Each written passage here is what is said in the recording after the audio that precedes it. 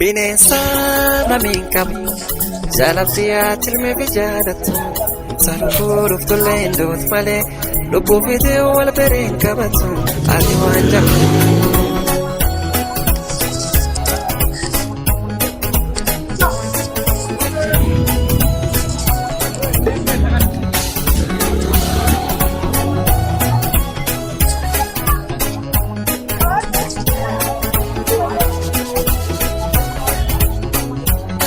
Ayootiyyaati tana dhaaltee dadhaabdee na guddifte gargar guddiski yaa obsitee guddifte nama na tolchite ree akkamiin si dalagaraan kiyya akkamiin si dalagaraan kiyya akkamiin si dalagaraan kiyya akkamiin si dalagaraan kiyya obsitiyya obsitutiyya obsite na dhaaltee ayootiyya obsitiyya obsitutiyya obsite na dhaaltee ayootiyya.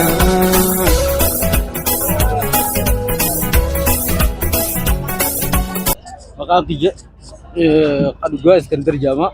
Ani biititti na beektu garuu shaggar naan jedhani. Ani hojjedhee karaa tokkotti qaama miidhamaadhaan. Hojjedhee qaama miidhamaa akka tajaajila illee fakkeenya kan ta'u warra qaama guutuu qaban illee akka fakkeenya akkaan ta'utti hojjedhee jireenya kana jijjiiru. Namni biyya namaa deemurra biyya fi keessatti hojjete akka keessaa bahu nama hundaaf fakkeenya ta'udha kaayoon kun. Waan bareedaadha. Egaa dargaggeessa magaalaa Zariif maal laamtamee akka nam takkaatti? Dargaggeessi taa'uun qabu halkanii guyyaa hojjechuu qaba. Yoo hojjete bu'aa mataa isaatiif qaba biyyaaf illee bu'aa qaba. Ati akkanatti qaama miidhamaa taatee akka nam takkaatti gargaarsa kadhattee osoo hin ta'in hojjettee jijjiiramuu fiduuf maaltu si kakaasa? Ka'umsa matuma qiyyaarraa karaa tokkoon ani akka nama guutuutti ilaala malee qaama miidhamaa jee takkaa samuuti jetti himeen beeku. Yoon hojjedhe anis akka namaatti jijjiiramuu hin danda'a jeetiin matuma qiyyaatti yaadee hojii kanatti ta'e. Egaa galatoomii dhugaa dalagaatti waan akkanaaf gisee haatu gufuu hedduus quunnamaa taatee inni irraanfanne yeroo karaa dalagaattis ta'ee jireenya keessatti kasi mudate mee kan irraanfanne takkaa lama. Kan inni irraanfanne qaaleensi jireenya akka guutuu biyyaa ta'ee dabalee jira. Mee qaaleensi jireenyaa irraa maal barattee maal si barsiisee maaltu isaaf furmaata jettee yaaddame? Qaaleensi jireenyaa waan hedduu na barsiise akkumaan hojjedhu na barsiise. Namoonni hundinuu hojjechuu qaban furmaanni isaa halkanii guyyaa hojjechuudha. Hojiin hundinuu hojii tuffachuu hin qabu dargaggeessi keenya. Taayoo yoo hojii tuffatte ati fiifuu rakkoo qabda. Hojii yoo hojjette qaaleensi jireenyaa kanaaf furmaata ta'a. Yoo hojjenne garuu furmaanni dhufu rakkumaan dhufaa deema. Ati amma akka qaama miidhamaa taatee hin ciifne dalagachuu jirta. Warra qaama fayyaa guutuu qabanii dalagachuu danda'an haa ta'aniif maal laamta'ume? Kaanii hojjechuu qabaniin jira. Namuutu waan danda'e kallattii danda'een kaanii akka hojjetaniin dhaamaaf. Waan gaariidha.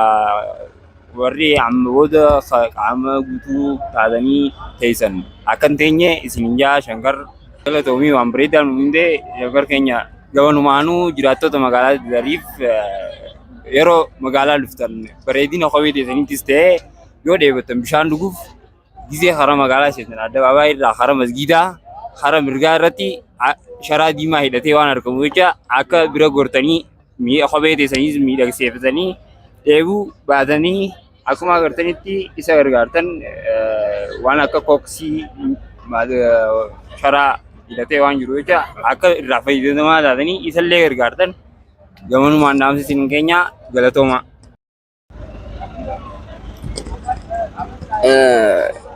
Irraan tana waa'ee haala jireenyaatii fi akkasumas waa'ee magaalaa teenyaa wajjin wal qabatu kanarraaf deebii godhuuf deemna. Wanta teenyaan hordofa. Keessummaan asitti agartan kun jiraataa magaalaa tanaa Bahar Said jedhama. Isaa waliin turtii nuti goonu hamma xumuraatti nu hordofa. Mamaa nuutoo keetiif galatoomii. Anis galatoomii siin jaa. Dadar maqaan jedhamu maaliif moggaafameef jettee yaadda? Maqaan dadar maalirraa ka'ee moggaafameef? waan hawaasni si dada ta'ee fi sanumaacha dadar jaanii moggaasan. Hawaasni si yeroo hedduu nama dadaan qeebalti jaalala biyyaa waan qabdu jechuudha. Jaalala namaa waan qabdu jecha dadar jaanii moggaasan. Dadee cubaqa sanumaa barchiime. Galatoomee weellistoota magaalaa Dadar babbeekamoo akka Oromiyaattis akka Itoophiyaattis biyyi ni qabdi jaamee yaadamu keessa weellistoota jajjaboo magaalaan Dadar burqisiiste eenyu fa'aa beektu? Akka Qammariisoo, akka Taajuu Barsiisaa, Kadir Martuu, kanneen fa'aa jeetii yaada gama kiyyaan. Galatoomee mudannoo si mudatte jireenya kee keessatti si mudatte taadhiin irraanfanne yoo qabaatte luqooti. Jireenya kiyya keessaa yeroo hedduu kan inni irraanfannu jiraate biyya hambaa keessatti malee as keessatti illee miti. Biyya hambaa keessatti haalaan jireenya keessaa waa hedduu bakka na keessaa kan banne jedhanii yaada tokko qofaa jira. Tokkichaan jiru immoo biyya hambaa keessatti yeroo hedduu namni nama ni qaba. Namni nama ni qaba. Biyya ta'e keessaa gubaate silaas biyya hambaa gisee namni suma qaba. Naa yeroo san keessa guun qabame maallaqa buusi jaanii hanqa ijeen keessaa baasuu giyaan takkattiin gahee jira. Yeroo hedduudhaaf immoo nama asii bahullee silaa jiraate akkan deemneen hawwaa fi jeetii yaada. Ijaan kana bakka keessaa baasuu giyaanitti biyya hambaa keessatti san jeetii mudannoo guddaan kana jeetii yaada. Nama kiyyaan kanuma. Galatoomee mudannoo ajaa'ibaatiin nuuf himte godaansa seeraan alaati. Godaansi seeraan alaa miidhaa inni qabuu fi miidhaa sirra geessisuudhaaf ta'edha kaati nu himte. Wanni kun lubbuu namoota hedduudhaatis balleessaatii jira. Lubbuu namoota hedduutis qisaasaa jira. Namootan gartee asii silaa deemuudhaaf fedhii qabanillee akka hin deemne dhaamsaasumaan. Yoon qabaadhe dhaamsiin an jedhu namni biyya ifii wanni biyya ifii hin jirtu. Yoo biyya kee keessattis yoo daleeyde keessaanii baatiyyeetii yaada.